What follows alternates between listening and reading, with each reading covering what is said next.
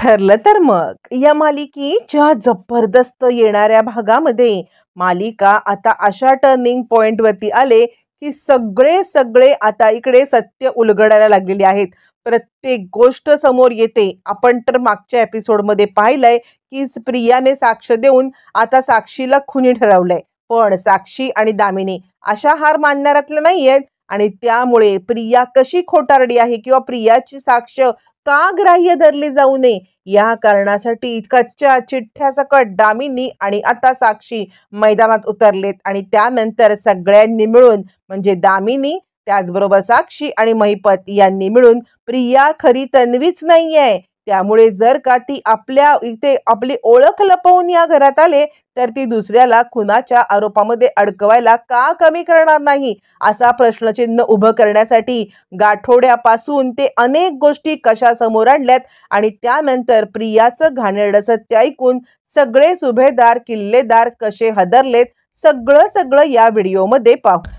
आता प्रिया ओरडून ओरडून सांगायला लागते मी खून केलेला नाहीये, कारण मुळातच अर्जुनला एक पुरावा अजून सापडतो आणि अर्जुन सांगायला लागतो कोर्टासमोर हे बघा मला काय वाटतं माहितीये का तन्वी किल्लेदार मुळात जे काही साक्षी शिकरे सांगतायत साक्षी शिकरे त्या पिरियडमध्ये तिकडे आल्या होत्या। अर्जुनने डबल डेक गेम खेळलेला असतो। साक्षी शिकरे त्या पिरियडमध्ये तिकडे आल्या होत्या आणि जर का साक्षी शिकरे त्या पिरियडमध्ये आल्या आणि त्यानंतर थोड्या वेळानंतर आल्या, मग थोड्या वेळानंतर आल्यावरती आता इकडे त्यांना काय दिसलं तर तिथे तुम्ही कुठेतरी गायब होतात, तुम्ही दिसला नाहीत पण हे दोघं जण दिसले, म्हणजे काय ह्याचा अर्थ होतो की तुम्हीच दोघांना मारलं। प्रिया म्हणते नाही मी नाही मारलं।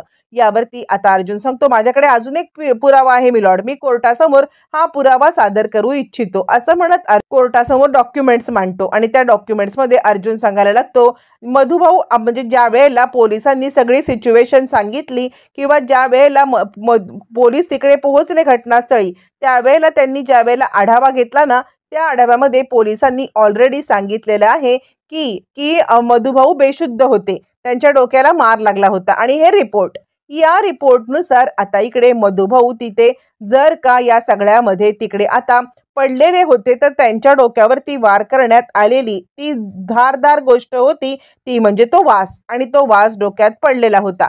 यावरती आता इकडे कुसुम म्हणते अगं या वासचं काय आहे, अर्जुन या वास बद्दल का बोलतोय, त्यावरती सायली म्हणते थांब जरा।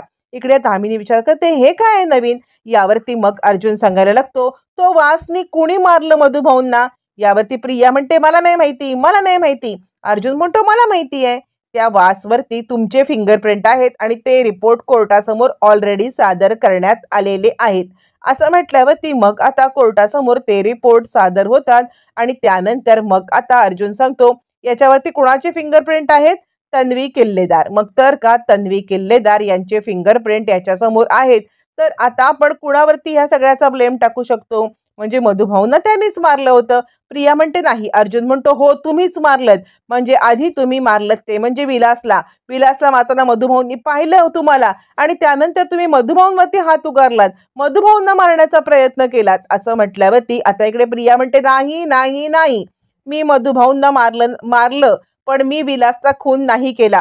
हो मी त्याच्या डोक्यावरती घातलं, मधुभाऊंच्या डोक्यावरती मी हे सगळं घातलं पण मी विलासचा खून नाही केला असं म्हणत ती आता हे सगळं बोलल्यावरती सगळ्यांच्या समोर ती सांगायला लागते मी मुळातच या सगळ्यामध्ये त्याच्यावरती गोळी झाडली नाही, गोळी साक्षीने झाडली, साक्षीच्या हातामध्ये पिस्तूल होती आणि साक्षीने ही गोळी झाडली हे मी सगळ्या कोर्टासमोर सांगू इच्छिते असं म्हटल्यावरती मग मात्र आता इकडे अर्जुन म्हणतो मग विलासचा खून केल्यावर तुम्ही मधुभाऊंना का मारलत, मधुभाऊंच्या डोक्यात हे घालायची काय गरज, यावरती प्रिया सांगते ज्या वेळेला साक्षीने गोळी झाडली त्यावेळेला मी मागे लपून बसले होते आणि मी मागे लपून बसल्यामुळे आता इकडे मला एक गोष्ट समजली की आता जर का हे सगळं कळलं तर साक्षी माझी मैत्री समोर येईल आणि मला सुद्धा अडकलं जाईल, म्हणून मी साक्षीला बाहेर काढण्यासाठी मधुभाऊंना मागून मार केला।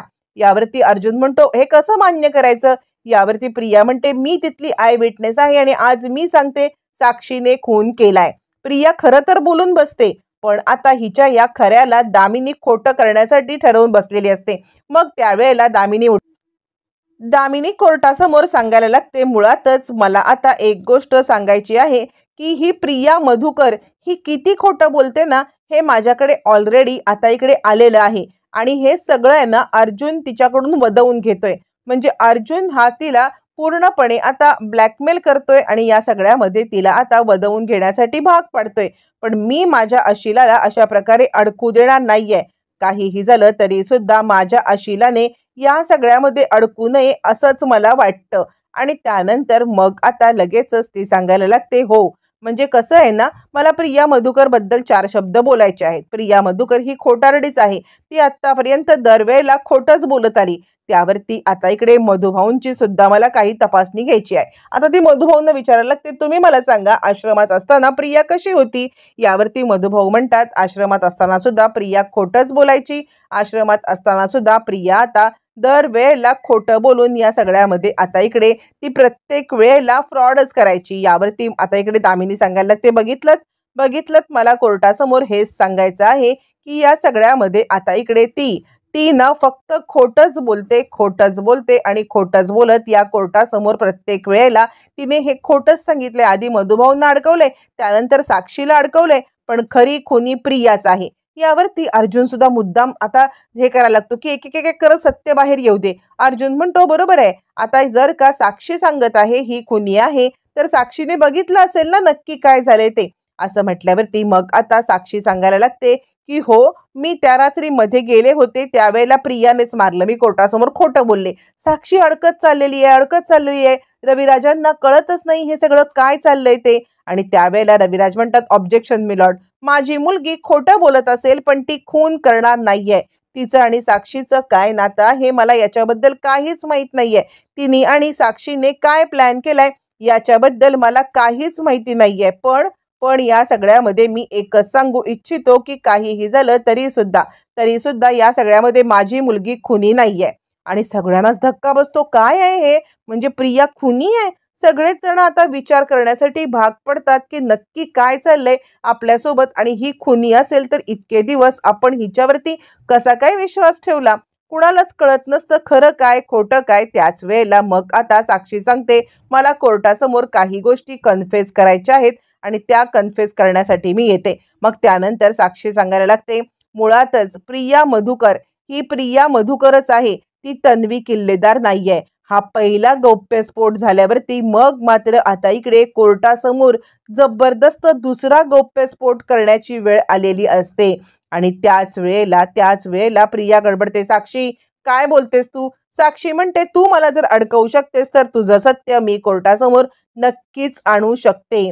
असं म्हटल्यावरती मग मात्र लगेचच या सगळ्यामध्ये आता इकडे साक्षी सांगायला लागते की हो, ही प्रिया मधुकर नाहीये.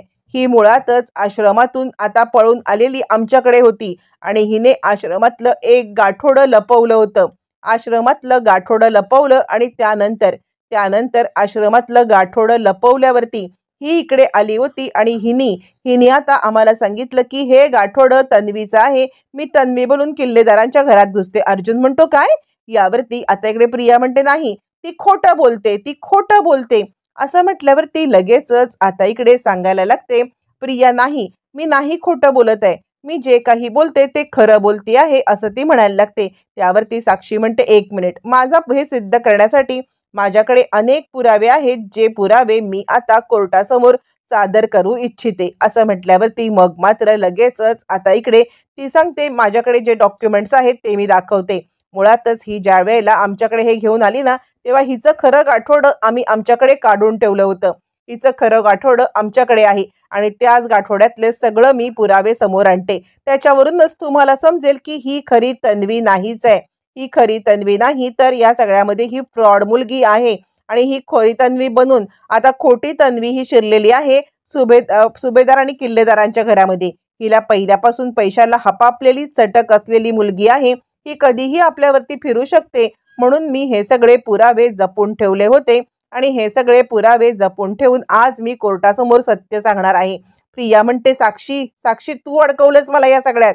साक्षी म्हणते, माझा काय मिलॉर्ड, माझा या सगळ्यामध्ये काय संबंध असण्याची गरज आहे? मी हिला खोटी तन्वी बनवून का तिकडे पाठवेन? याचा कोर्टाने नीट विचार करावा आणि यामध्ये कोर्टाने आता इकडे विचार करून जे काही आहे ते सांगावं. असं म्हटल्यावर ती मग मात्र लगेचच आता इकडे कोर्टासमोर एक एक करत सगळ्या गोष्टींचा उलगडा होत असतो आणि त्यानंतर मग आता इकडे साक्षीने ते खरं गाठोडं समोर आणलेलं असतं आणि त्यानंतर आता इकडे दामिनी सांगते मला मधुभाऊंना काही प्रश्न विचारायचे आहेत. म्हणजे मुळातच जर का मधुभाऊ या गोष्टीवरती प्रकाशझोत टाकू शकतील. त्यानंतर आता दामिनी मधुभाऊंकडे येते. मधुभाऊंना ती सांगते तुम्ही ज्या वेळेला आश्रमामध्ये काही तुमच्या नवीन मुलं येतात त्यावेळेला तुम्ही काय करता, तुम्ही या सगळ्यामध्ये आता त्यांची नोंद कशी करता. मग मधुभाऊ जे रीतसर खरं आहे तेच सांगायला लागतात आणि त्यानंतर मधुभाऊ सांगायला लागतात की एखादा मूल आमच्याकडे आलं ना की आम्ही त्याचा पहिला फोटो काढतो.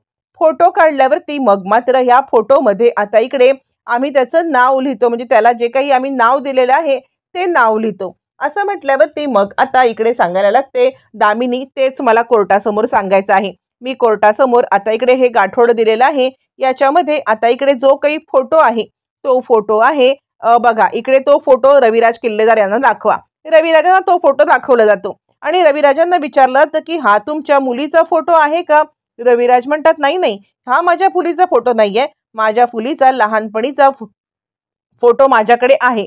यावरती मग आता लगेचच इकडे सांगायला लागतो अर्जुन मध्येच हे केसला काय वळण चालले. दामिनी म्हणते केसचं वळण सगळं समोर येणार आहे. तर मधुभाऊ तुम्ही हा फोटो बघून सांगा हा प्रियाचा फोटो आहे. यावरती मधुभाऊ म्हणतात हो प्रिया 3 वर्षाची असल्यापासून माझ्याकडे असते आणि त्यावेळेला तिचा फोटो हा काढलेला आहे आणि त्याच वेळेला त्याच्या मागे नाव पण लिहिलेलं आहे. मग त्यानंतर दामिनी सांगते हा प्रिया मधुकरचा फोटो आहे. तर रविराज किल्लेदार तुम्ही सांगा हा तुमच्या मुलीचा फोटो आहे का. रविराज म्हणतात नाही हा माझ्या मुलीचा फोटो कसा असू शकेल, मी माझ्या मुलीला चांगलंच ओळखतो, माझ्या मुलीचा हा फोटोच नाहीये.